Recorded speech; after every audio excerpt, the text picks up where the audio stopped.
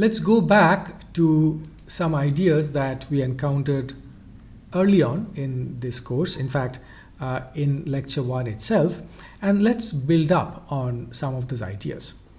An engineering project, we discussed, is always meant to serve or satisfy some performance objectives, and while serving those objectives, it should not be too unsafe.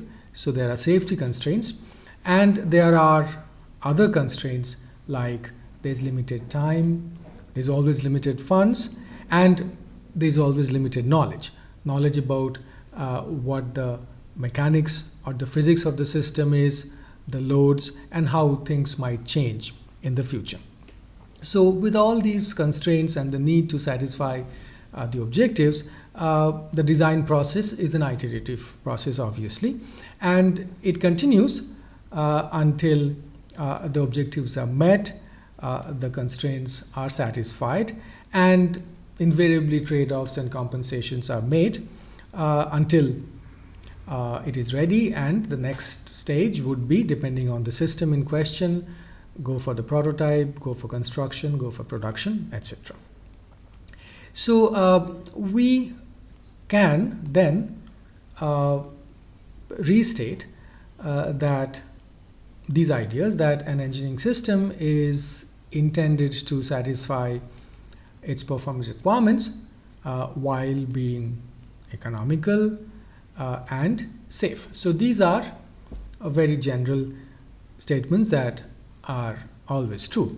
Now, what would be considered economical, what would be considered safe, what are the performance objectives, and how to prioritize them, that obviously would depend on the stakeholder.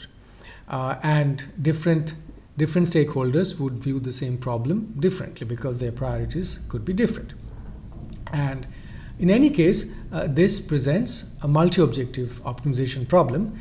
And if we just focus on one single objective, simplify the problem, one way of stating the optimization problem would then be that minimize the total cost subject to satisfying all the constraints. So minimize CT, which is a function of decision variables, X, and subject to that all the performance measures are at least as much as the minimum acceptable value, and the safety margin M is also greater than the minimum acceptable value. So we have put these constraints in a one-sided format, but it's quite easy to give it two-sided or an equality constraint as well.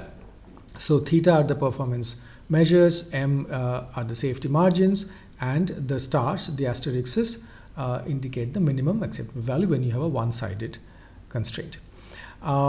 But that's not the only way of describing such an optimization problem or an engineering solution. We could have approach 2, in which instead of minimizing the total cost, we can maximize performance, some performance, theta, and now subjected to the cost being less than or equal to the budget. And obviously safety constraint, the safety margin at least as much as the minimum acceptable value. Now, maximizing performance subject to a budget as opposed to minimizing cost subject to minimum acceptable performance, this approach 2 could also be an acceptable format. May not be for publicly funded activities, but for one's personal use, this could be very much of a viable objective and optimization formulation.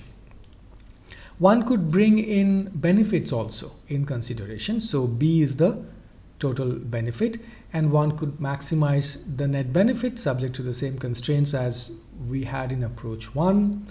One could also maximize the benefit cost ratio and subject to the same type of constraints. So approach 3 and 4 they bring in the benefit in the consideration as well. Now, one could also maximize safety. You might be wondering. The point to note there is that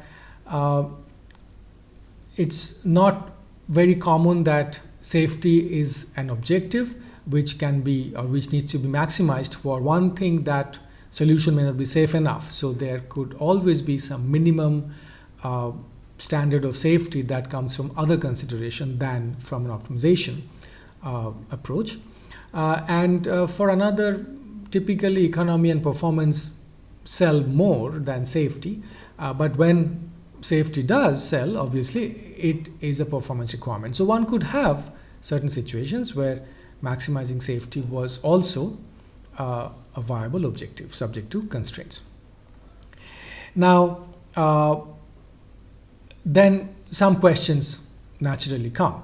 So we need to define all these costs and benefits, which actually are either the objective or sometimes the constraint also. So the question would be, whose cost is it? That would give rise to possible different answers and possible different solutions. So whose cost and what costs are to be included? If you're talking about a structure, then construction cost, operation cost, maintenance cost. Do we include demolition and failure costs also? Do we include costs to the environment and the ecology?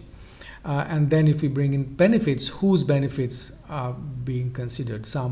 Is it the owner's benefit? Is it the public's benefit? Or is it someone else's? And then, obviously, the big elephant in the room, and which is something we have been grappling with throughout this course, is what about uncertainties? So that is obviously the central consideration in many of the things we have done in this course. And so let's then go back to the other slide that has come back frequently during these lectures, and that is the course in one slide.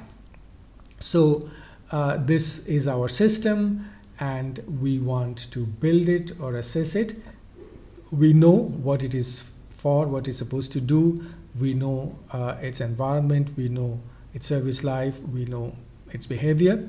So we know the system properties that are relevant. We know the inputs that need to be considered.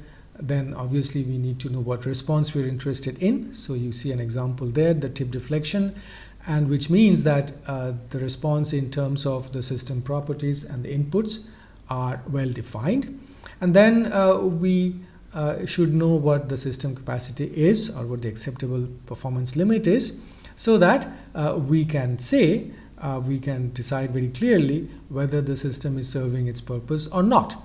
So whether there is failure or not. This could be given in terms of one-sided limit or two-sided limit, and we have discussed this quite at length. Now, there could be multiple performance requirements that we have also handled, so we are able to do that. Now, the presence of uncertainty. So the uncertainties are central to what we are doing here. So they could be present in the inputs, the properties, and the input-output model. And because of these uncertainties, we have non-zero probability of failure, and we compute probability of failure once we know the performance function, once we know the uncertainties. And then the question is it acceptably low? And can I standardize the process is basically the design code issues which we looked at last week.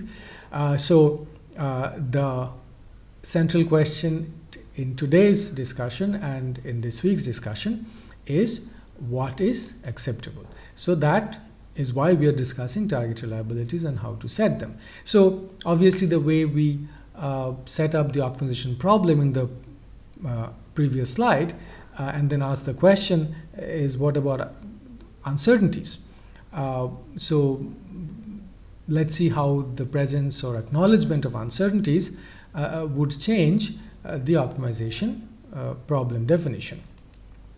So if we revisit approach 1, in which we minimized the total cost, so now it would be minimize the total expected cost.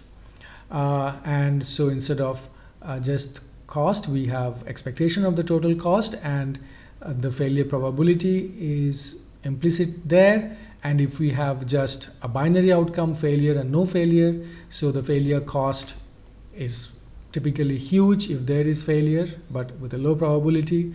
And if there is no failure cost, if there is no failure, then obviously the failure cost is zero. There would be demolition cost maybe, and so that would give me the expected total cost. I could bring in many other aspects of cost, maintenance cost, operation cost, and so on. So over the life of the structure, I would have the total random cost. I could find its expectation, and that's what I would need to minimize using the decision variables x. And then just like we had the performance objectives had to be met, now they have to be met probabilistically. So the probability that the performance would be at least as much as the minimum acceptable value should have a lower probability. So that's the restating of that constraint in a probabilistic format. And the second set of constraints are actually what we have been worrying about and discussing a lot, is that the probability that the safety margin is satisfied is at least met with a probability of R star. So that R star, obviously, we have recognized are the set of minimum acceptable reliabilities. The word target might sometimes be a misnomer, because we are not going to go for that as the value that we want for our reliability, but it could often be, and sometimes more intuitively be, the minimum acceptable value of reliability than what to shoot for. Now this R star, this target reliability, then obviously would depend on and would change for system to different systems, or for different components in the same system. So one might need to set, depending on how the safety margins are defined, the target reliabilities for systems and components for different types of limit states, because the consequences are different for life safety versus functionality, which is often called serviceability, and whether that functionality limit state is reversible or irreversible would give a different measure and value of the acceptable or target reliability.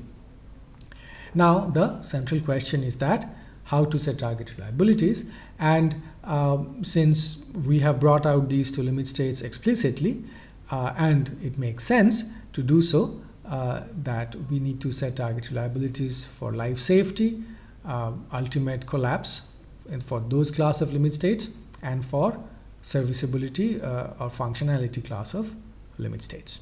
So let's tackle them one by one next.